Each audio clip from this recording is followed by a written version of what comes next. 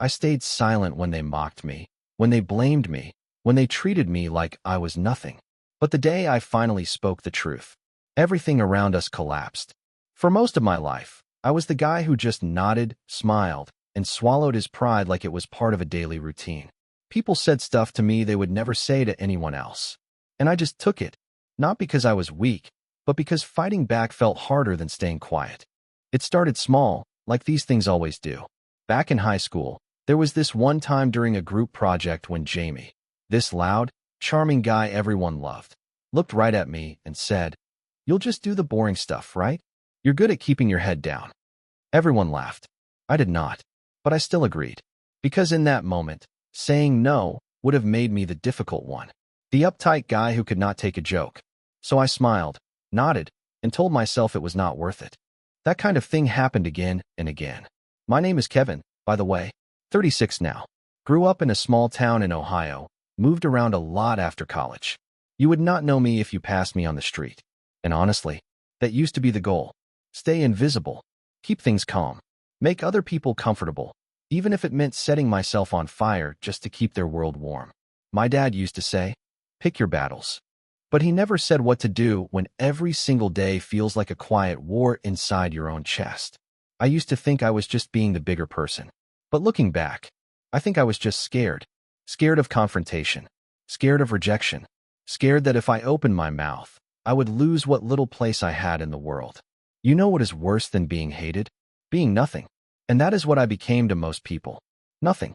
The guy you can interrupt, overlook, talk over. The guy who never says no, never calls anyone out, never draws a line. And people start to notice that. They stop seeing you as someone worth respecting. They start treating you like background noise. A placeholder. A guy who exists to make their lives easier. It happened at work too.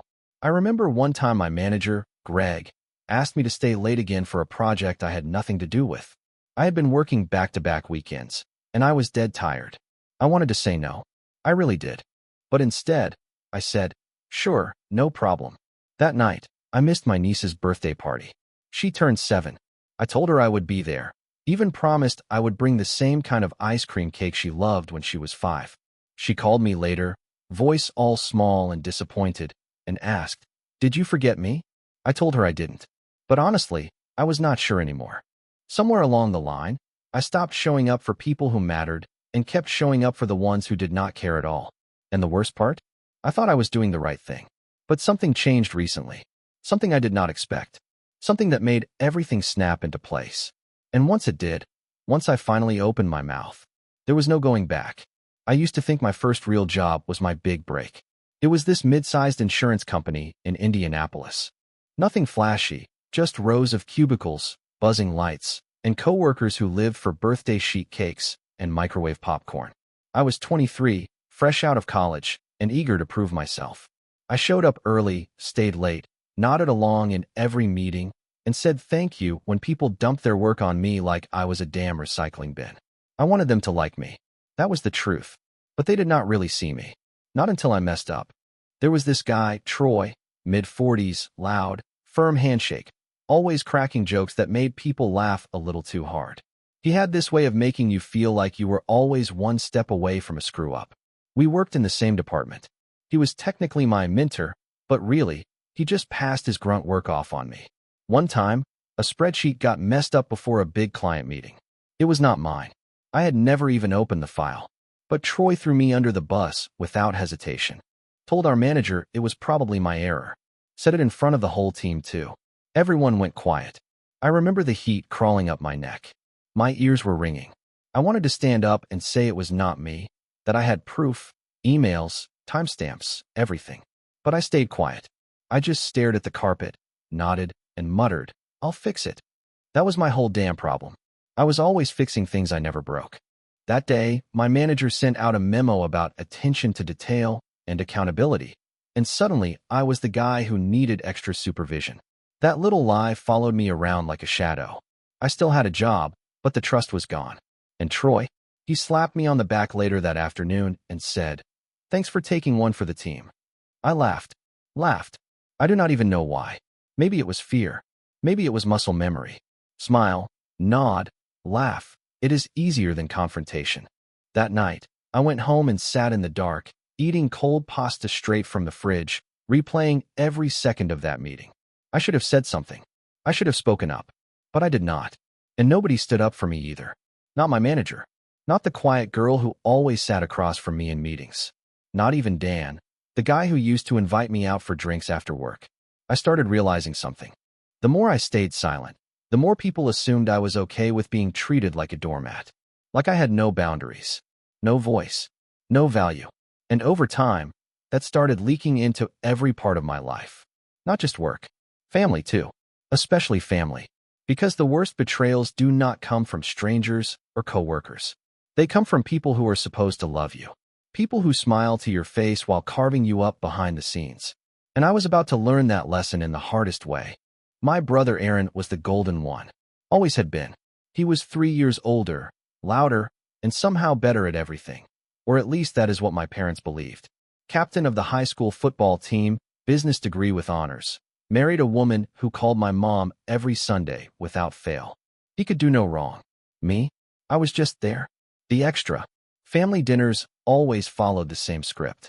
Aaron would talk about his latest promotion, some new home renovation, or a golf trip with his in-laws. My parents would beam like he was Moses parting the Red Sea. I would try to chime in with something, like a small work win or a side project I was proud of, but it was like I was speaking into a void. My dad would nod and say, "That's good, Kev," then turn back to Aaron before I could even finish. And my mom? She was not cruel, but she had a way of making you feel invisible without ever raising her voice. She would cut me off mid-sentence to ask Aaron if he wanted more mashed potatoes. I used to go home afterward and convince myself it was fine, that maybe I was just being sensitive. But the truth is, it hurt. It chipped away at me, piece by piece. The worst moment came when Aaron got into a bind. It was 2 years ago. He had poured money into this investment property that went sideways. Called me out of nowhere, sounding desperate. Said he needed help covering the shortfall, just until he flipped the place. He asked for 10 grand, $10,000, and I gave it to him. No questions asked, no contract, just wired the money and told him I trusted him. I figured, finally, maybe this would change something between us. That maybe he would see me not just as the little brother who kept his head down, but someone who showed up when it mattered. Guess what happened? He never paid me back, never even brought it up again. A few months later, I heard through my mom that the property had been sold at a loss. But Aaron never called to explain, never said thank you. It was like the money had disappeared, and so had I. One Sunday dinner, I finally asked him about it. Just once. Just a simple, "Hey, any update on that loan?" He laughed. Actually laughed. Said something like, "Come on, Kev. You still thinking about that? You make good money. Let it go." My mom cut in before I could say anything. "Kevin, let's not bring up uncomfortable things during dinner." Uncomfortable for who? That was the moment I felt something crack. It was not anger exactly. It was disappointment laced with something darker. I realized that silence had never kept the peace. It just made me easy to ignore. And yet, I did not push back. I nodded, like always. But inside, something was building. Quiet and sharp, like a storm waiting to hit. And then, a week later, something showed up in my inbox. A forwarded message from HR. Apparently, someone had filed a complaint against me at work. And that someone was not who I expected. The email just said, "HR concern, internal investigation." That was it. No details. No warning. I sat there staring at the subject line like it might vanish if I blinked long enough. By the time I opened it, my palms were sweating. It was short, cold, formal. Someone had accused me of creating a hostile environment. I was being placed on temporary leave while they sorted it out. Hostile environment? Me? The guy who barely raised his voice, who took on extra tasks without a word, who avoided conflict like it was radioactive. I thought it was a mistake. It had to be. I called my manager, Chloe. She sounded nervous. Said it was best if I went through HR directly. Would not tell me anything else. Her voice was stiff, like she was reading from a script someone else had written. I felt my stomach twist into a knot. Later that evening, after a few hours of pacing and rereading that email 50 times, I got a message from Marcus, one of the newer hires. Young guy, cocky, real friendly with Troy. We had barely worked together, but something about him always felt off. The message read, "Sorry, man. I know this is messed up, but I figured you should know. Troy's been talking behind your back for weeks. He says you're unstable. Said you blew up in a meeting. HR's just believing whatever he tells them. Unstable? That never happened. There was no blow up. I had never raised my voice once. Not even when Troy dumped his work on me or took credit for mine. But I knew what this was. Troy had been gunning for that open senior role, and I was next in line for it. I had put in the hours, the reports, the late nights. And now, just like that, he was erasing me with a whisper. And nobody was stopping him. Because nobody expected me to fight back. They all thought I would take it. That I would go quietly. Maybe leave on my own to avoid the drama. It was the reputation I had built without meaning to. I had trained everyone around me to believe I was harmless, forgettable, replaceable. And maybe I was. I walked out of the office that day with a box of my things and a fake smile that hurt to hold up. The receptionist said, "Sorry about everything," without looking up from her monitor. That stung more than it should have. I went home, sat on the couch, and stared at the wall for hours. No TV, no music, just silence. It felt like my life was folding in on itself. And that is when my phone buzzed. It was Aaron. I almost ignored it. But curiosity won. His message was simple. "Hey, Mom says you're taking time off. Need a favor, can we talk?" A favor. Of course. That was all I ever was to him.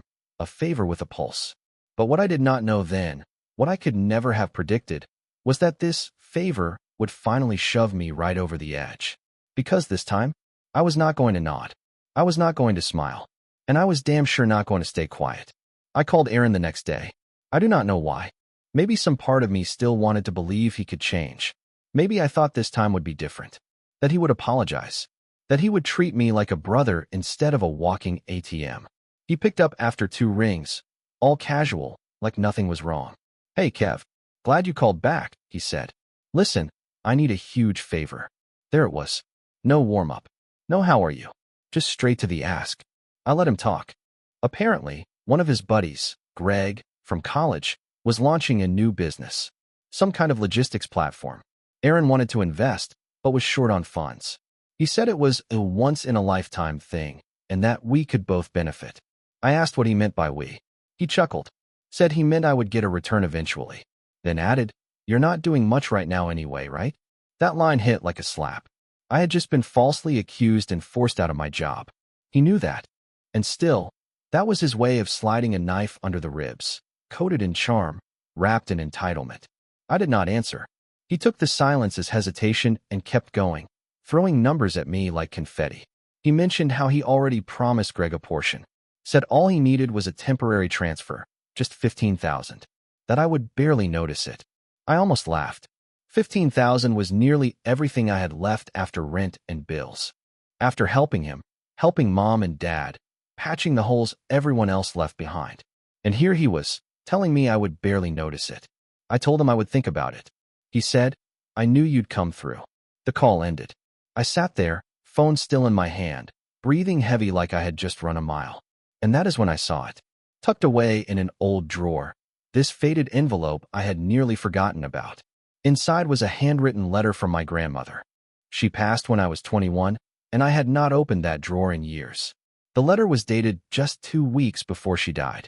I opened it, hands trembling.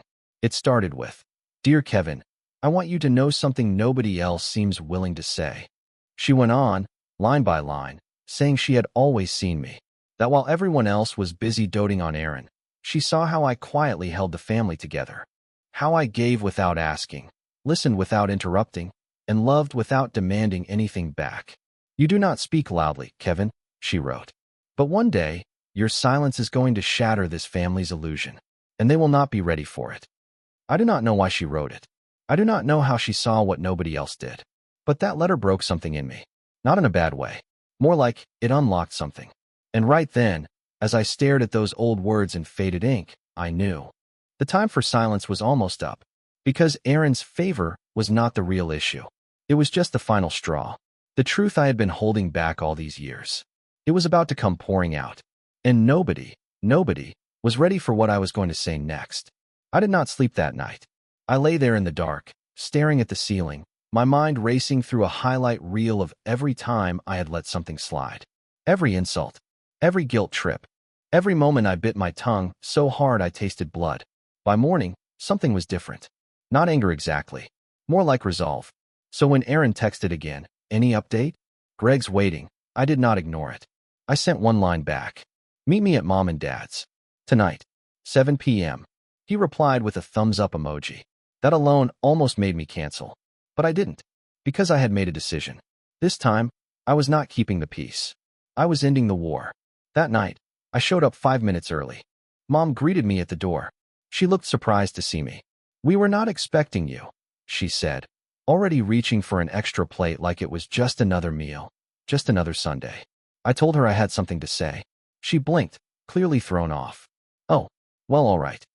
Aaron showed up a few minutes later, all confident swagger and casual smiles. He gave Mom a quick kiss on the cheek, clapped Dad on the back, and dropped onto the couch like he owned the place. I stayed standing. I looked at each of them, Mom, Dad, Aaron, and for the first time in my life, I did not feel small in that house. "I'm not giving you the money," I said, my voice calm but clear. And that is not all. The room fell silent. Aaron frowned, confused. "What do you mean?" I pulled out a folder. Not thick, just a few pages, but enough. Inside were printouts, emails, bank records, copies of the wire transfer I had sent him 2 years ago, notes I had kept from work, and a statement I had written out, my truth, in black and white. I set it on the table. "I'm done being quiet," I said. "I'm done pretending everything is fine while I get drained dry, financially, emotionally, professionally. You all have taken from me for years, and I let it happen. That ends tonight." Dad cleared his throat like he was about to speak. I raised a hand. "Please, just listen." And then I laid it all out. I talked about the 10 grand I never got back. The way Aaron had manipulated our parents into thinking I was always fine because I never made waves. How he used guilt like currency and pride like a shield. I talked about the false HR report because, yeah, I had traced the complaint back to a shared contact Troy had with Aaron's friend Greg. Funny how that worked. One big circle of handshakes and backstabbing. Mom looked stunned. Aaron sat stone still. I kept going. I told them how they had always celebrated his wins while brushing off mine. How I had covered for them when bills were tight. How they took my silence as consent and my generosity as weakness. And then, finally, I said this. "You made me feel like I had to earn my place here. But I never did. I was family the whole time. You just refused to see it." Nobody spoke. Just quiet breathing. Shifting eyes. My dad picked up the folder but did not open it. Aaron broke the silence first. "Is this some kind of revenge? You're just bitter." I shook my head. "No, I'm free." I stood, and that is when Mom whispered, "Wait. Kevin, there's something you should know." Her voice was shaky. I turned to her, and what she said next, it changed everything. "Kevin, there's something you should know." My mom's voice was quieter than I had ever heard it. Thin, like a thread about to snap. I froze. Part of me did not want to hear it. Not after everything I had just said. Not after finally standing up for myself. But I nodded. She sat down slowly, hands clasped so tight her knuckles were white. Her eyes flicked toward my dad, who still had not said a word. She said, "Years ago, when you were in high school, Aaron did something, and we covered it up." The air changed, like the oxygen had been sucked out of the room. Aaron shifted uncomfortably. "What are you doing?" he muttered under his breath, but she kept going. She said it happened the summer after my junior year. I was working part-time at the grocery store, saving up for college. Aaron had just come back home from his second year at university. Apparently, he got into trouble with the police, something involving stolen equipment from campus. Thousands of dollars worth. It was not just a prank or a misunderstanding. It was serious. Charges were filed. A full investigation. But my dad pulled strings. He called in favors from an old fraternity buddy, made a deal with the school, and paid off someone on the board to bury it. The catch? They had to show Aaron had learned his lesson, which meant they needed someone else in the family to look better by comparison. Someone quiet. Someone responsible. Someone like me. They pushed me into overachieving, filled every conversation with how well-behaved I was, pitted us against each other just to save his future. They built me up publicly, while quietly feeding him opportunity after opportunity. I was the shield. They never told me. Until now. My mom was crying at that point, but I could barely see her. My vision had gone blurry, heart pounding in my ears like a war drum. I looked at Aaron. He would not meet my eyes. That was when I realized he had known. This entire time. All the smugness, all the disrespect. It came from knowing they had covered for him. That no matter what he did, I would always be the backup plan. The insurance policy. He had been protected at my expense. I should have yelled, should have screamed, should have thrown something, anything, just to feel like I was making noise after a lifetime of silence. But I didn't.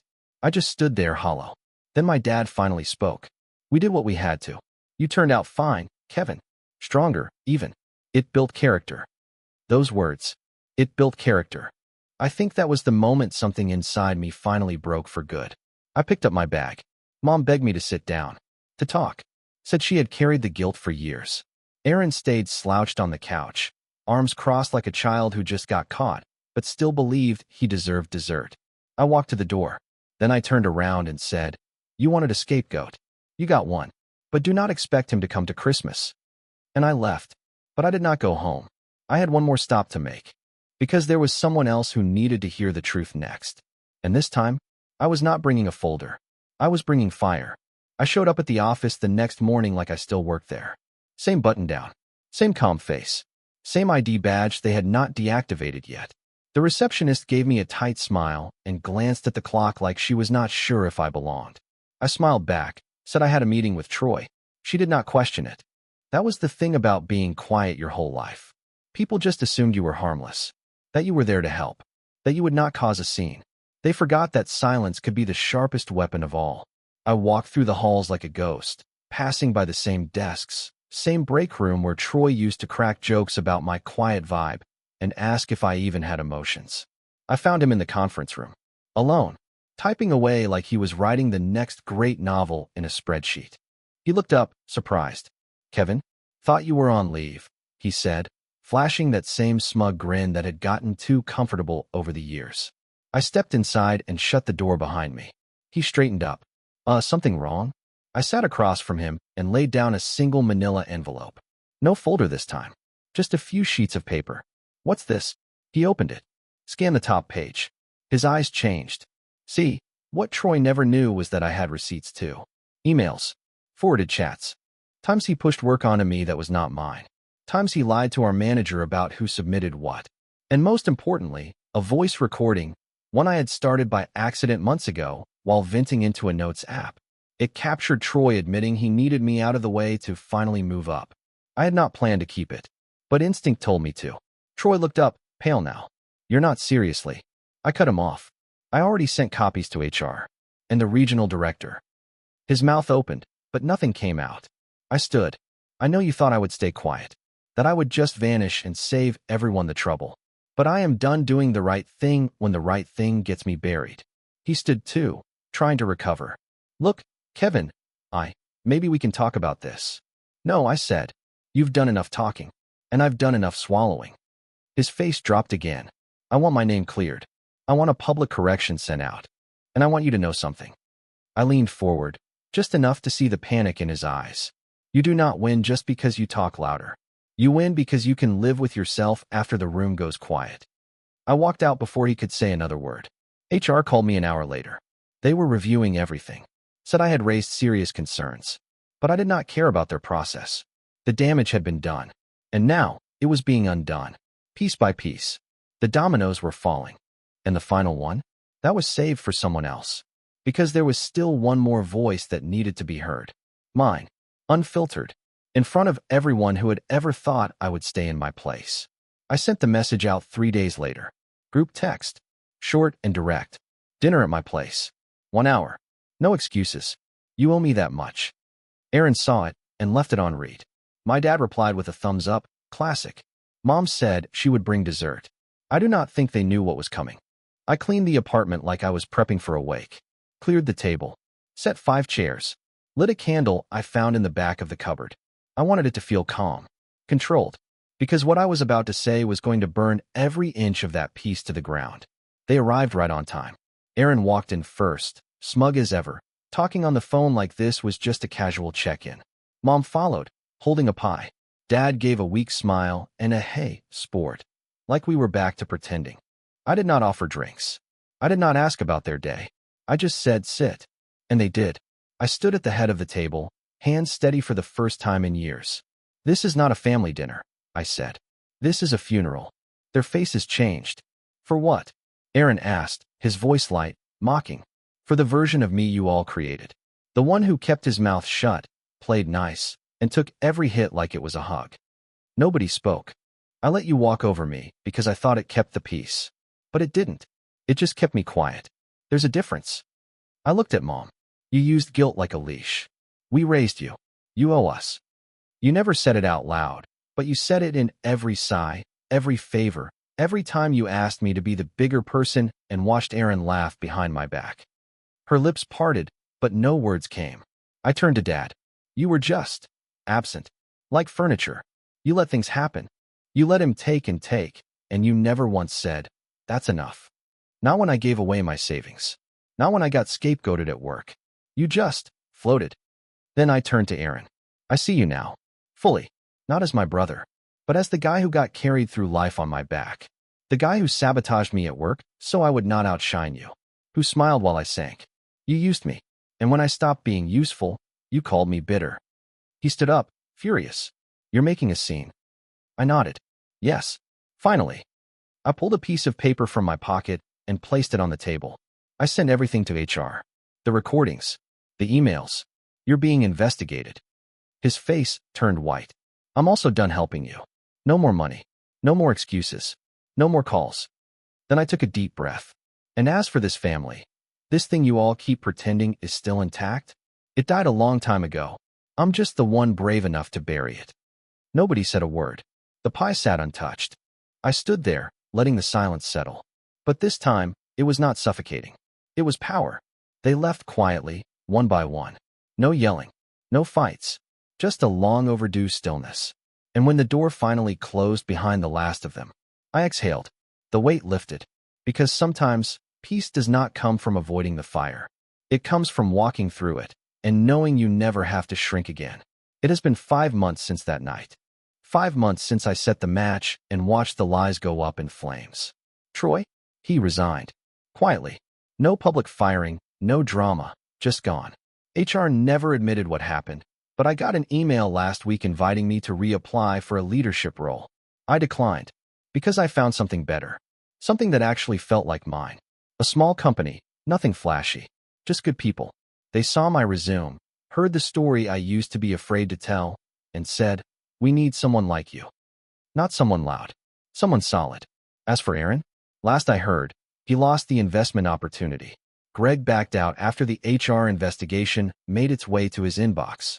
My brother tried to spin it as bad timing on social media, but word got around. People started asking questions he could not answer. He has not called since.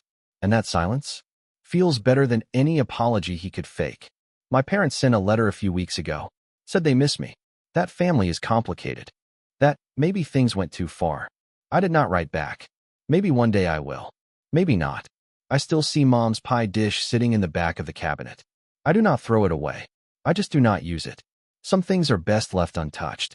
I will be honest with you. There are nights I lie awake wondering if I went too far. If I should have kept the peace just a little longer. If I should have held my tongue one more time.